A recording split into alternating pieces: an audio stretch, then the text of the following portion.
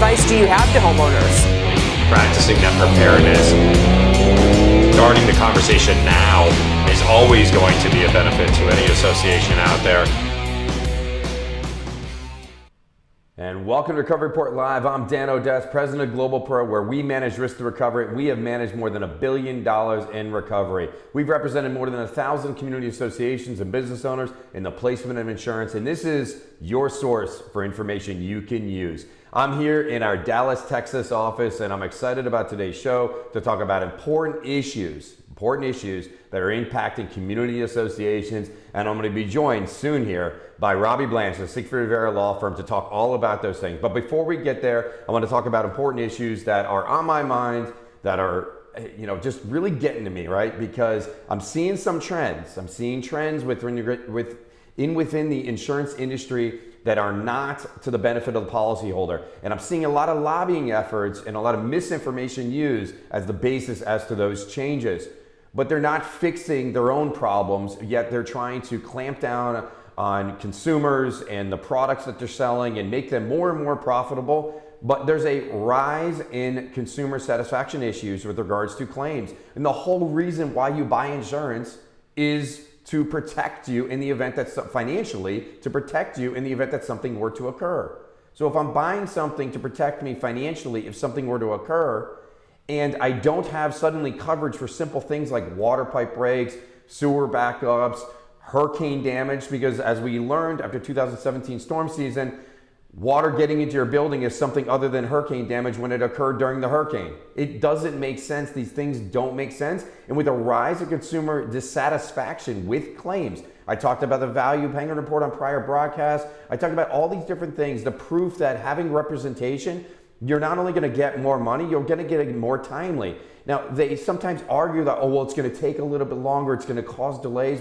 I recently heard from a property manager that they were told by the mitigation contractor and their broker that, let the insurance company pay you what they want to pay first so that you're not paying the public adjuster or the insurance service expert on the first dollar. But the reality of it is that when I went and reviewed the claim documentation, the claim had been reported incorrectly. They filled out an accord form, which is not even required under the policy. They did not make the demand and include a proof of loss for any sort of an advance payment. In fact, they didn't make an advance payment demand at all. And here they were 2-3 months down the line, fighting it out with the insurance company, still not sure whether or not they needed representation. The insurance companies have 90 days in the state of Florida to make coverage determination, and many other states like Texas and other else, they have a duty to pay you when they could have or should have.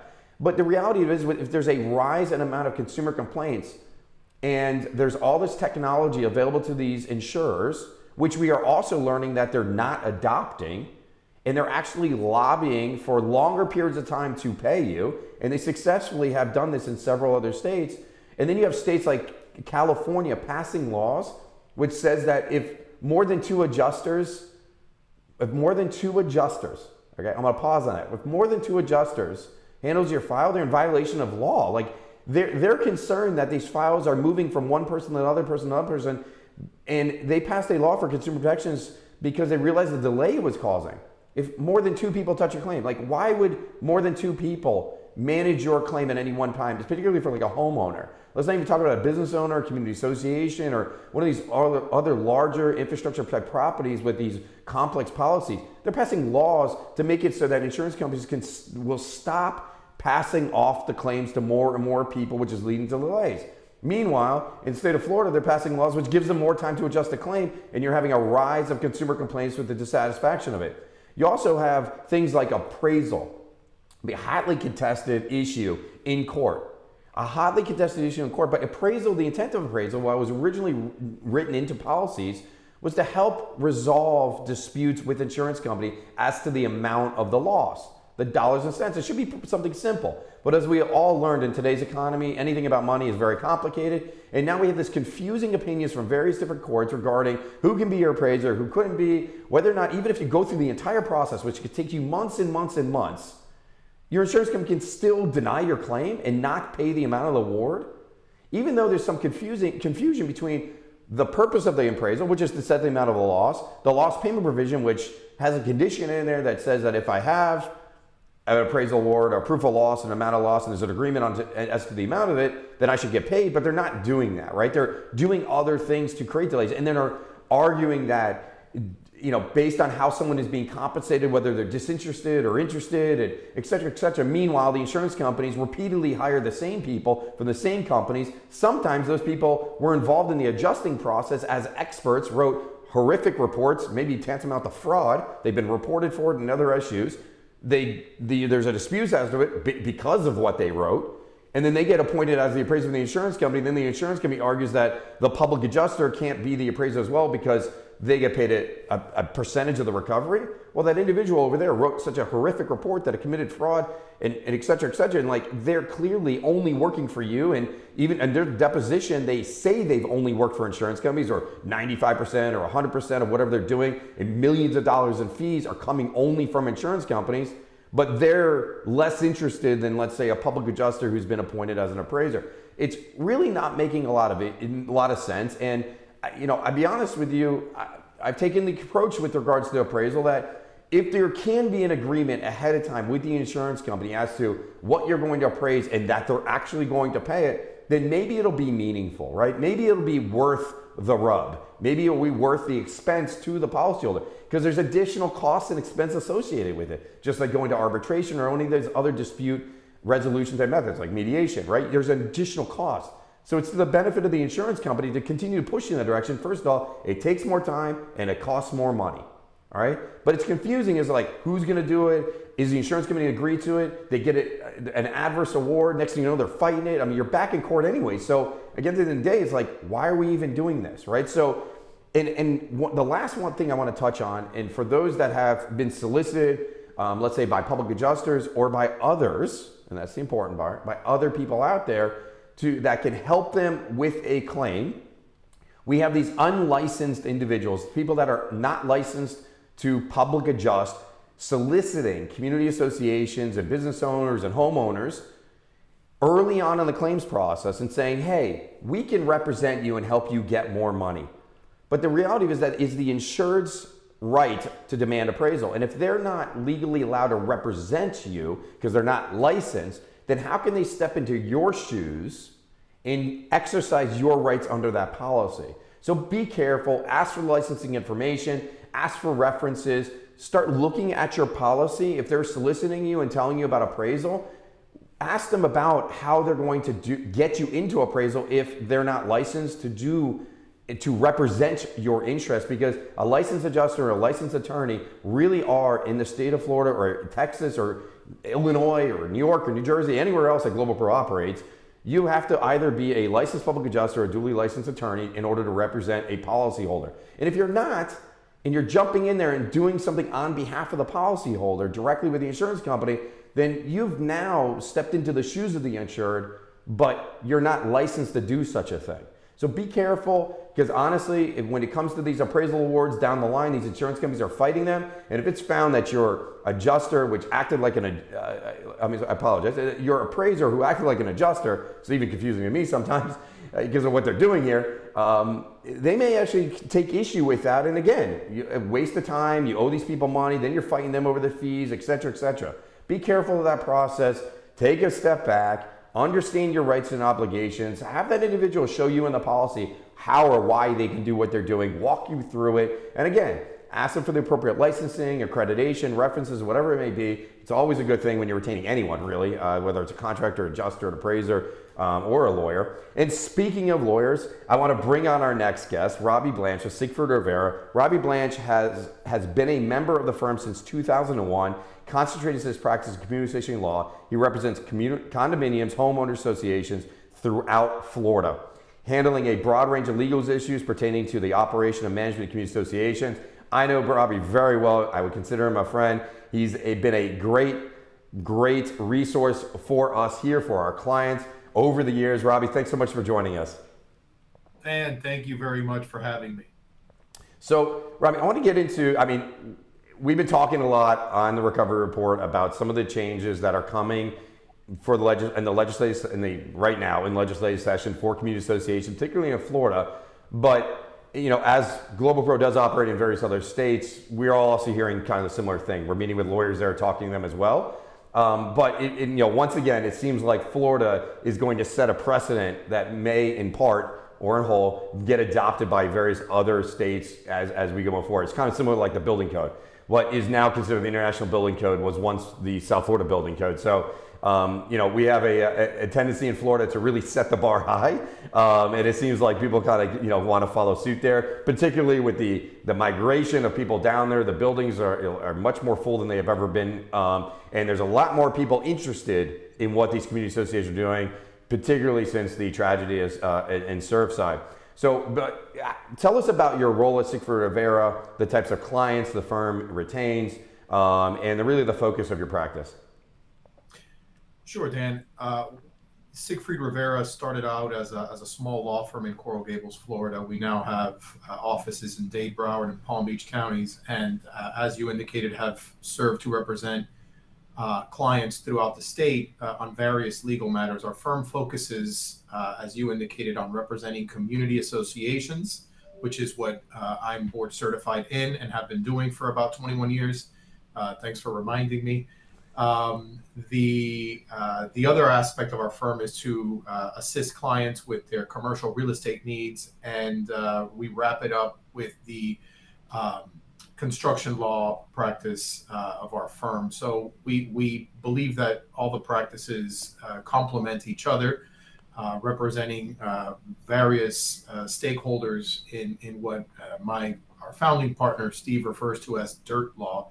Anything having to deal with real estate.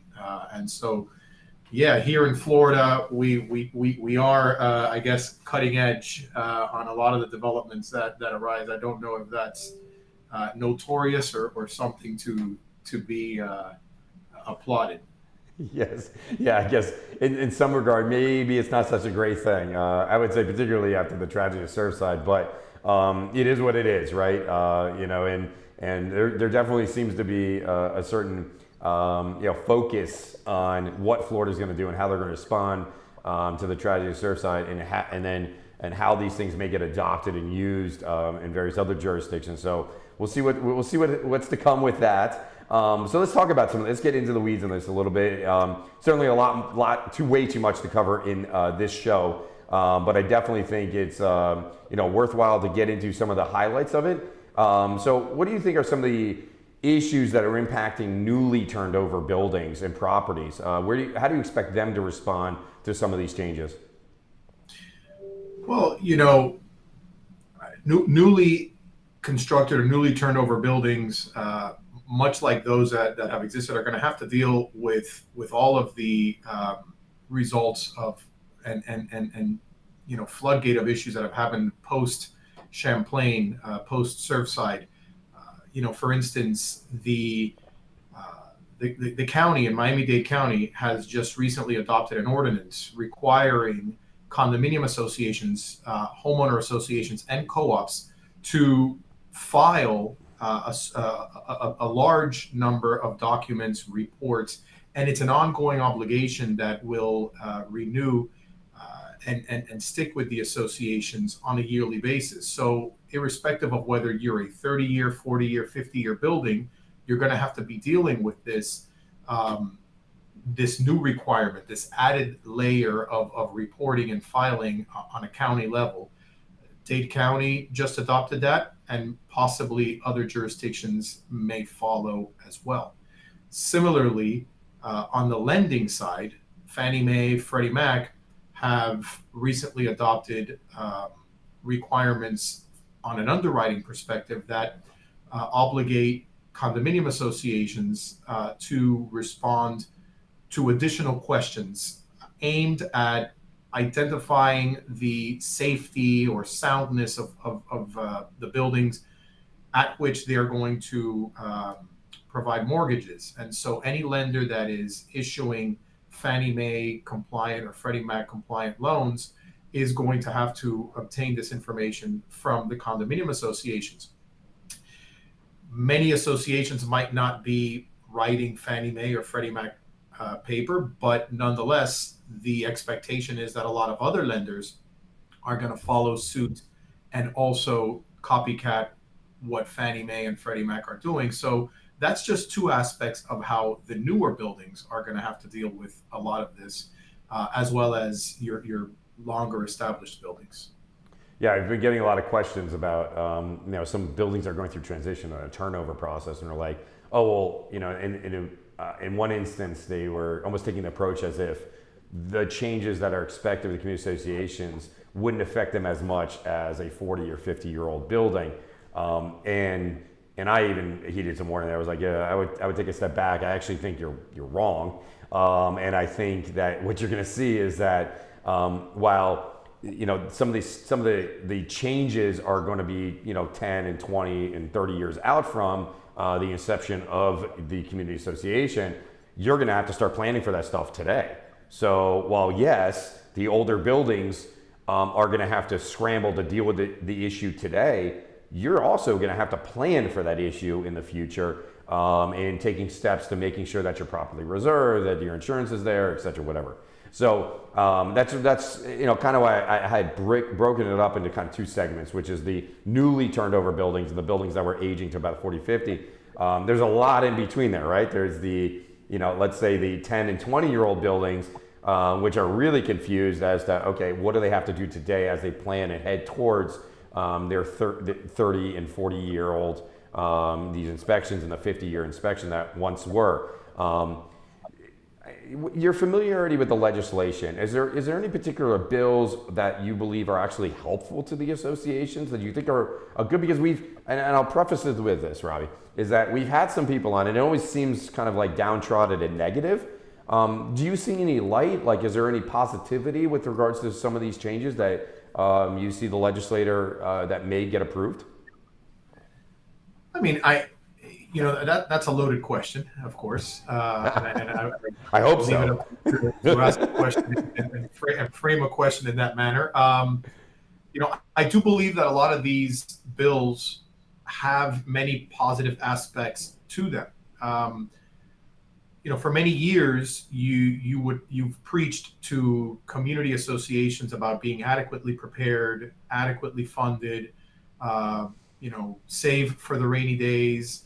And it's almost as if the knee-jerk reaction that is permeating through society and the legislature, of course, is promoting more of that. You see the what was the 40 and 50-year recertifications. There's a trend now in the legislation that is pending in Tallahassee to accelerate that to a 30-year and maybe even a 20-year threshold on the properties that are closer to the coast. So instead of delaying these inspections further on into the life of the building, you are getting this view, this assessment of the property at a much younger age of the building, with the hope that if there should be any issues, they're identified sooner. The beneficiaries of all of that oversight should be the owners, the residents of the property. You also see a lot of bills containing issues that make the waiver of reserves a bit more difficult than perhaps it is currently. Right now, unless your governing documents provide otherwise, a majority of a quorum is what you would need to waive mandatory budget reserves in a condominium building in Florida. When you have a quorum as low as 33 1/3 of the membership, and you're going to get a majority of that quorum to vote to waive reserves, you can have a very small percentage of owners in a building dictate how or whether there are going to be state mandated reserves in the condominium building. And so over time, if you continue to waive these reserves, it becomes almost insurmountable to establish them or play catch up after so long of having waived them. And so the hope of the legislature and those proponents of these bills is that the buildings, the condominium associations, the co-ops, the HOAs are going to be more adequately funded, in a better position to respond to these types of issues. And also the bills include one last thing, which is a lot of the aim these legislators legislators are seeking, as well as the county commissioners adopting a lot of bills on the county level, and maybe some local levels, is transparency and openness. And that's what they're aiming to achieve by virtue of requiring a lot of the filing of these documents, the engineering reports that buildings obtain, financial statements that buildings have, audits, reserve schedules, all of this information that before that was accessible to unit owners by way of a official records request is now in many jurisdictions going to be required to be available for view by the owners on websites and even county operated systems. So, you can jump to your own conclusion as to whether or not these are favorable or not favorable measures. But I think the intentions are well, in that we want to protect consumers that might not have that higher level of sophistication, to ascertain whether their properties are in good condition to deal with certain things, and also what the structural soundness and life safety condition of those properties are. No, I think it's a great perspective, and I like that approach to it. I mean, it's change. It has to come. It has to happen. Especially in light of the disaster. But I don't even, honestly, looking back, I'm not convinced that the tragedy is really what needed to happen in order for some of these changes to occur. I mean, you and I have spent many of hours at some of these properties, and you leave some of these board meetings just scratching your head at it. And I think that while some of these bills that are going to get passed, and some of this new legislation that does get adopted are in direct a direct result of what happened. I also think there's a lot of other stuff that's coming along with it that just, finally there's an opportunity to make the change. It's like it needed to happen anyways. And just the simple participation of more unit owners in the process, I think would have helped facilitate and avoid issues not even as severe as what we saw in Surfside. And I think that has to happen. And I think it's starting to happen, particularly with online voting, and the accessibility of being able to have your voice heard and participating in the process. And I would encourage unit owners, and I know you would too, Robbie, that if you are a unit owner in a building, get involved and understand what your community is doing. This building is yours. You are a neighbor to all of these individuals that, while you may have voted for them to, decide as to what the next steps are going to be, still hear them out as to their decision-making process to doing these things and participating in it, so nothing comes as a surprise. I think for newly turned over buildings, you're going to have a lot more active tenants in the building, whether they are unit owners or people renting, more so than we've ever seen before, because people aren't renting or buying these just as vacation homes anymore. A lot of them are buying them as their actual primary residence. So I think that's going to change that dynamic. I really see a lot of this change as really positive. Obviously, one of the big negatives, which a lot of people are talking about, is the financial burden, particularly for older buildings with a lot of fixed income owners in the properties. I'm very interested to see how they're going to navigate that process, particularly when you're talking about multi-million-dollar construction projects that people could barely afford their mortgages. Like, how do you change that? What are the lending guidelines, which you mentioned? Robbie, are you hearing anything from any vendors or anyone that's trying to kind of cut off that issue in particular with regards to these fixed income properties and some of the financial burdens that may come along with this? Not yet necessarily with regard to the financial issues or bearing the impact. What I have been hearing a lot of, as you can imagine, is the lack of availability of qualified professionals that are in a position to quickly or effectively address a lot of what is currently being requested and possibly going to be mandated. You might have, should these legislative initiatives pass, you may have more stringent reserve evaluation processes. You may have more stringent reserve funding processes. You're going to have a greater degree of requirement or expectation with regard to engineering oversight, engineering reports.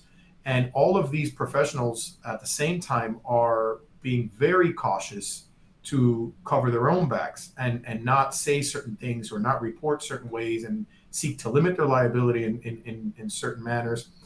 And as a result of all of this, while the legislators and the commissioners and the lawmakers and society is hopeful that certain requirements will be abided by these associations in more detailed reporting, in the filing of all these reports, in meeting certain timelines that are established by this legislation, who's going to perform a lot of these inspections? Yeah. How much are these inspections going to cost?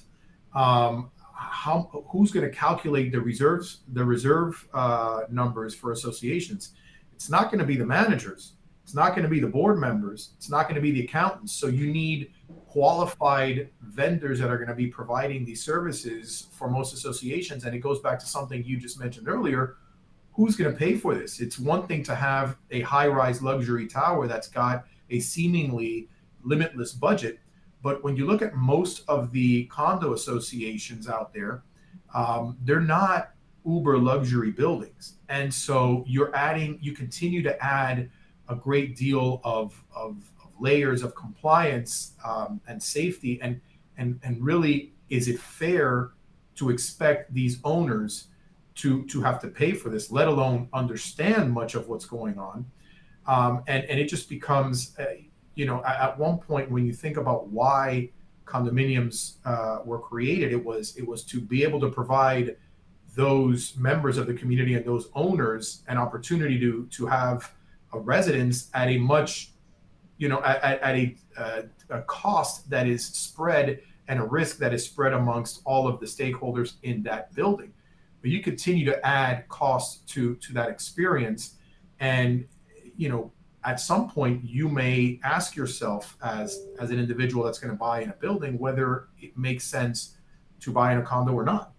And so I think and last but not least, you need to be mindful of who these board members are.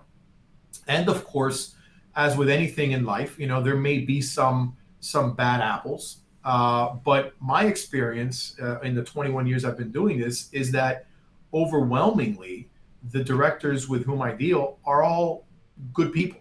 They want to do the right thing for their properties. They don't have a bad bone in their body. It is one of the more thankless jobs you can ever envision an individual taking. The pay ain't that good, if you know what I mean, right? They're not getting paid anything for this, and yet they typically need to deal with a lot of aggravation from their constituents, and so to continue to turn the heat up on them because of what a few bad apples did may also be swinging the pendulum too much in the other direction. So I think we need to pause, look back, and analyze realistically how much of this really is overreaction, how much of this is a positive move. I think we've got little nuances of all of that, and hopefully somewhere in the middle we've got what will be a good step in the right direction for the types of folks that you and I have been dealing with for many years. No, it's awesome, Robbie. I mean, there's definitely a lot to digest there and unpack. And so for all those that are tuning in, I highly recommend you reach out to Robbie or your association counsel. And if you're on the board or you're an interested unit owner, find out what is being proposed so that when it gets adopted, it's not the first time you're seeing it. I mean, there's a lot of planning that goes into these things. Robbie, it's been amazing to have you on. How can our audience find out more about Siegfried Rivera and your practice? Yeah, I mean, you can find us, our website, siegfriedrivera.com. And also we have a presence on social media as well. And so what I would recommend is that, you get onto our website, see all the platforms we're on. We have a very broad scope of information and blogs and video logs that we've prepared and articles that we've written and seminars that we've presented. All of that is there. We have a great resource for the homeowners, the unit owners, the board members, the property managers, and all of that provides you with the ability to get in touch with us and any of the attorneys at our firm. So We welcome everyone's input and participation. We also thank you, Dan, so much for the opportunity once again. Look forward to coming back. No, it's great, man, Robbie. Well, I wish you the best of luck, and if there's any changes coming up, any proposed, you want to share some information, we want to make sure that all that is available, obviously, to our audience. And again, really grateful, Robbie, for you coming on. Grateful to the team at Siegfried, Rivera, Stephanie. Been amazing to work with you guys and to have this conversation today, because it is really important. And we're here in March. We're heading towards the end of session here. So we're going to real soon here, we're going to find out what comes out the end of the legislation and how that's going to change the industry forever. So we need to continue to have this conversation, and we are going to do that. And again, thank you, Robbie, so much for joining us today. Have a good day. All right, guys. Well, you heard from an industry expert, Robbie Blanch with Siegfried Rivera, about all the things that are coming. We're going to continue having that conversation, as I just mentioned. These are really, really important things. We're at the end of the session here. Hopefully, as these bills get passed, we'll decipher that information. We'll continue to have on. We'll have Robbie back on, and many others at Siegfried Rivera and in the industry, whether they're engineers or contractors, and talk about how all these changes are impacting them as they serve community associations and help them navigate this process, and making sure that they protect your homes, because that's what this is, right? They are all your neighbors. This is your home. It is vertical, but it still are your homes. Whether you're living in a low rise to a mid rise to a high rise, a lot of these changes are simply boilerplate and blanket all of that industry. So it's really important that you do this. And if you're not in Florida, but you're in Texas or any other jurisdiction, I would still continue monitors. If you're in the community association industry, you want to know what's going on in Florida, because I believe, and so do many others, would support me in this, that many other states are going to adopt a lot of these changes.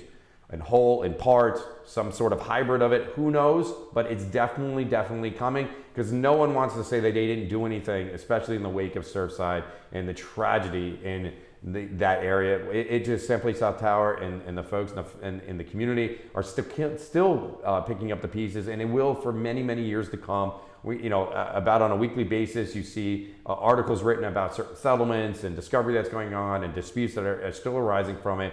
And I anticipate for many years to come, that'll be the situation. You don't want to find yourself there, and you certainly don't want to disadvantage your association. So knowing what changes are coming is just as important as knowing what the changes are, because you need to anticipate these things and plan for this stuff, particularly if you're in an older building with a lot of unit owners that are on a fixed income, or if you've owned property as an investor.